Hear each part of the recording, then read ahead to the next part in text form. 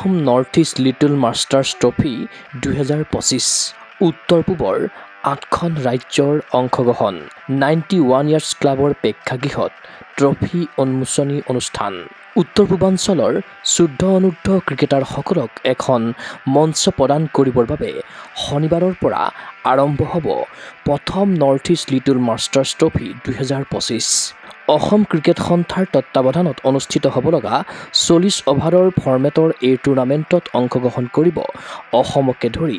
উত্তৰ পূবৰ মুঠ 8খন ৰাজ্যই শুক্ৰবাৰে এচি ষ্টেডিয়ামৰ চৌহদৰ 91 ইয়াৰ্ছ ক্লাবৰ প্ৰেক্ষাগৃহত এই প্ৰতিযোগিতাৰ ট্ৰফি কৰা হয় উন্মোচন উদ্বোধনী অনুষ্ঠানত উপস্থিত থাকিল বিচিচিআইৰ সচিব দেৱজিৎ শইকীয়া বিচিচিআইৰ এপেক্স কাউন্সিলৰ সদস্য MKJ মজুমদাৰ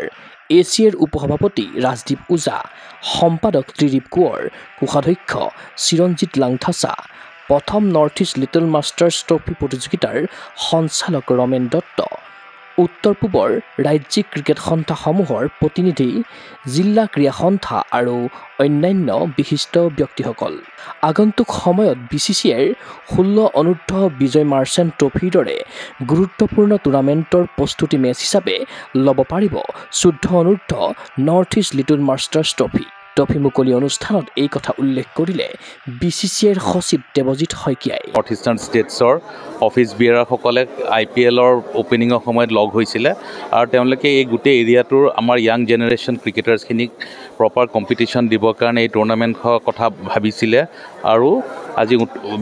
এমাহ নহওঁতে এই টুৰ্ণামেণ্টখন আৰম্ভ কৰিবৰ কাৰণে যো-জা কৰিছে মই অসম ক্ৰিকেট সন্থাক ধন্যবাদ জনাইছোঁ তেওঁলোকে যাতে এই টুৰ্ণামেণ্টখন খুব নিয়াৰিকৈ প্ৰথম বছৰৰ কাৰণে ইয়াতে অনুষ্ঠিত কৰিব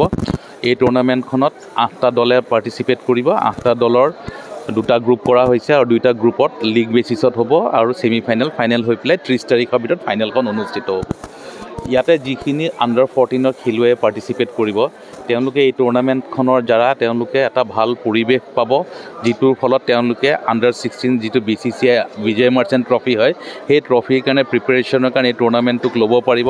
এইখনক এখন প্লেটফৰ্ম বুলি লগ ধৰি পেলাই যাতে 2 বছৰৰ ভিতৰত তেওঁলোকে নেশ্যনেল লেভেলত কম্পিটিশ্যন আগবঢ়াব পাৰে তাৰ কাৰণে নিজকে প্ৰস্তুত কৰাৰ কাৰণে এখন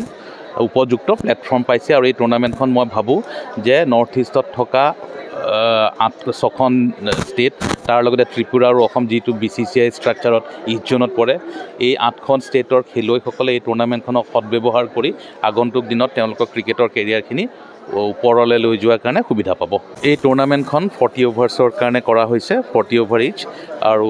মই ভাবোঁ যে আণ্ডাৰ 14ৰ কাৰণে সেইটো যথেষ্ট আৰু 2টা ভেনু কৰা হৈছে এখন বৰ্ষাপাৰাত যিখন NXA গ্ৰাউণ্ড আছে এছিয়া ষ্টেডিয়ামত তাতে হ'ব আৰু নৰ্থ গুৱাহাটী ফুলুঙত যিটো ষ্টেট ক্ৰিকেট একাডেমীৰ গ্ৰাউণ্ড আছে তাতে অনুষ্ঠিত হ'ব এইখন টুৰ্ণামেণ্টত কোনো প্ৰাইজ মানি নাথাকে উল্লেখ্য যে বৰ্ষাপাৰা আৰু আমিনগাঁও গুৱাহাটীৰ এই 2টা স্থানত মেচসমূহ অনুষ্ঠিত হ'ব অংশগ্ৰহণ কৰা দলসমূহক 2টা গোটত ভাগ কৰা হৈছে গ্ৰুপ 8 আছে অসম অৰুণাচল প্ৰদেশ মেঘালয় আৰু মিজোৰাম আনহাতে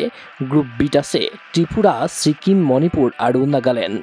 ইফালে শনিবাৰৰ পৰা আৰম্ভ হৈ অহা 30 এপ্ৰিলত গুৱাহাটীৰ আমিনগাঁওস্থিত এছিয়া ক্ৰিকেট একাডেমীৰ খেলপথাৰত অনুষ্ঠিত হ'ব ফাইনেলৰ মহাৰণ এই সন্দৰ্ভত জনালে প্ৰতিযোগিতাখনৰ সঞ্চালক ৰমেন দত্তই গোটেই টুৰ্ণামেণ্টখন 40 অভাৰৰ খেল হ'ব আমি কাইলৈ আমি প্ৰথম পৰ্যায়ত আমি ফুলুঙত আমি আৰম্ভ কৰিম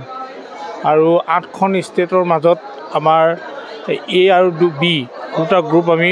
ঠিক কৰি লৈছোঁ 40 অভাৰৰ আমি 9 বজাত আৰম্ভ কৰিম আৰু তাৰ পাছদিনাৰ সময় অৰ্থাৎ 20 তাৰিখৰ পৰা আমি 2খন ভেনুত আমি 2খনকৈ খেল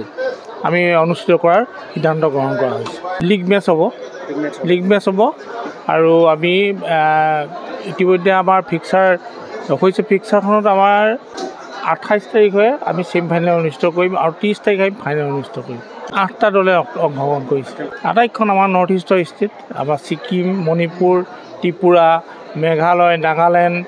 অসম গোটেইখিনি ষ্টেটে 8খন ষ্টেটে ইয়াত অংশগ্ৰহণ কৰিছে অসমতে অনুষ্ঠিত হ'ব তাৰ পাছত আমাৰ ছিজনটো আমি বেলেগ ষ্টেটলৈ আমি লৈ যাম প্ৰথমবাৰ আমি অসম ক্ৰিকেট সন্থাৰ উদ্যোগত আৰু ইয়াত মানে ছাপৰ্টিং কৰিছে আমাক BCCI এই প্ৰথমবাৰৰ কাৰণে এই আণ্ডাৰ 14 খেলখন অনুষ্ঠিত কৰাৰ ক্ষেত্ৰত আমাক BCCI ছাপোৰ্ট কৰিছে আৰু নৰ্থ ইষ্টৰ 8খন ষ্টেটৰ মানে লৈ পিনিয়ে আমি এই খেলখন অনুষ্ঠিত কৰা হৈছে ছেমি ফাইনেল মানে আমি ফুলুঙত কৰিম ছেমি ফাইনেল আৰু ফাইনেল হ'ব ফুলুঙত আৰু বাকী আমাৰ যিখন আমাৰ আউটফিল্ড আছে বৰ্ষাপাৰা আৰু এখন ফুলুঙত কাইলৈ ষ্টাৰ্ট হ'ব আৰু 20 তাৰিখৰ পৰা আমি দুটা ভেন্যুত আমি অনুষ্ঠিত কৰিম ক্ৰীড়া অনুৰাগীৰ আশা সাফল্যমণ্ডিত হওক প্ৰথম north east little masters trophy 2025 এনে টুৰ্ণামেণ্টৰ আচলত ধৰি 40 অভাৰৰ ফৰ্মেটত দক্ষ হৈ উঠক অসমৰ শুদ্ধ অনুদ্ধ ক্ৰিকেটাৰ ভিডিঅ' জাৰ্নেলিষ্ট জৱান ৰাভাৰ সহযোগত চিন্ময় বৰাৰ প্ৰতিবেদন গুগল স্পৰ্টছ এনে ফিজিকেল এডুকেশ্যন বিষয়ত ডিগ্ৰী পাঠ্যক্ৰমৰ কাৰণে অসম তথা উত্তৰ পূৰ্বাঞ্চলৰ প্ৰথমখন শিক্ষানুষ্ঠান অভিৰুচি ইনষ্টিটিউট অৱ ফিজিকেল এডুকেশ্যন 2 বছৰীয়া ফিজিকেল এডুকেশ্যনৰ BPEd পাঠ্যক্ৰম আৰু 4 বছৰীয়া BPES পাঠ্যক্ৰমৰ বাবে নামভৰ্তি চলি আছে বিতংকৈ জানিবৰ বাবে আজি যোগাযোগ কৰক যোগাযোগৰ নম্বৰসমূহ হৈছে 9435100098 7002 33540 88765210098 ৱেবছাইট www.aipguwahati.in